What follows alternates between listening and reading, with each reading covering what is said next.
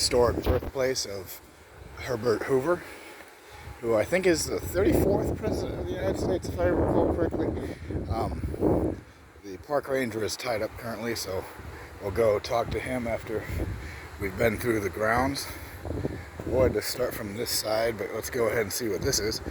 Some of the homes here are some of the original homes from, I guess, the original town square.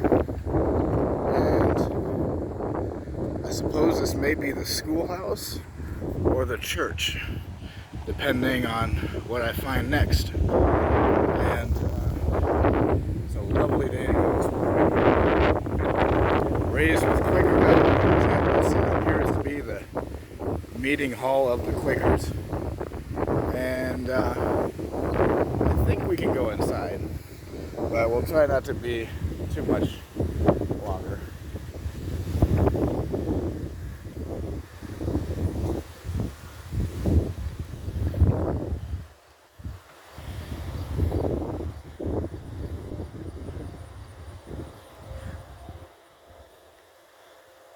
Here are the pews where Herbert Hoover would have sat for, Sunday worship and observance, depending on, I wonder if they were of the variety that would have known that the Sabbath was actually on a Saturday rather than a Sunday, but those would be now traditionally called Seventh-day Adventists. Herbert Hoover was a Quaker and a lifelong pacifist who this appears to be the place of like the church's nursery in what is called the cry room. It has some glass right here, so I don't want to actually walk inside. It appears to be like a little, over there's the bathroom actually. Right here is the furnace. One of those traditional stove furnaces. Herbert Hoover's house will probably very clearly have one. It's a wood stove.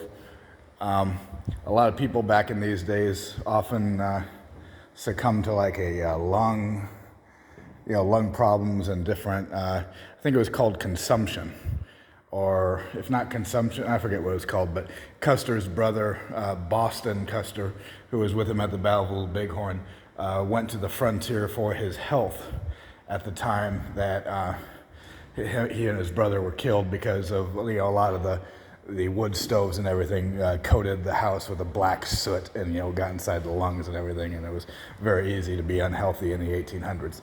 So when people were complimented for being in good health, it was usually due to the fact that they didn't succumb to the normal ailments of the day and everything that was traditionally trying to kill them.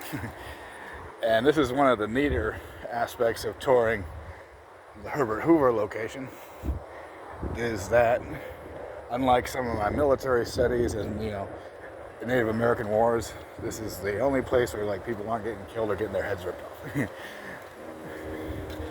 And this is just a lovely little wood plank sidewalk, which I presume is like the kind that they had back when he was a boy.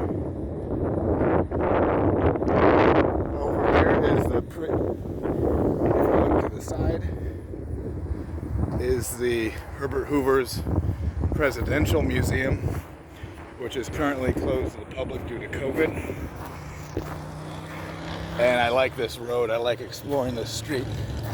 It's almost kind of like the Wild West, and the town is largely preserved to just about how it was. When I get back there, I'm going to wonder whether or not people actually still live in some of those houses. But it appears that in addition to preserving the Hoover birthplace and home, over here is the street entrance where you go when you're entering into the Presidential Museum. We're going to go near it, even though not inside it. And this is actually Herbert Hoover Park. And as you can see, it's a rather big complex. Really less than humble meeting ground for what I thought was going to be just a little one-room house, And of course, his birthplace is a one-room house. And we'll get there in a moment. Not a one-room house, it's like maybe one or two rooms. But you know, obviously the family, they lived, you know, right side by side each other. You know, obviously when he was a baby, you know, he just lived in the parents' bedrooms, and they didn't really worry about, you know, having a private room for the baby. That way you can take careful, close attention to the, you know, child needs of the child. This is a rather splendid looking building for Herbert Hoover's presidential library and museum. I guess the museum is over there, but this is the library. It has a few more artifacts, which we can't get in to actually see today. But I did not know something like this was in Iowa, even though he came from Iowa. And up here, as we keep going on, there's actually a cemetery, which we might arrive to first before we go to the actual entrance, because I didn't want to interrupt the park ranger as he was filling some other tourists in on the information about the whatchamacallit. Here's some signs again. It's a self-guided tour, as they say. I suppose since the place is closed up, they took down the two flags, which probably should be waving here. It's a self-guided tour, which means it's got all these signs kind of pointing you in the right direction.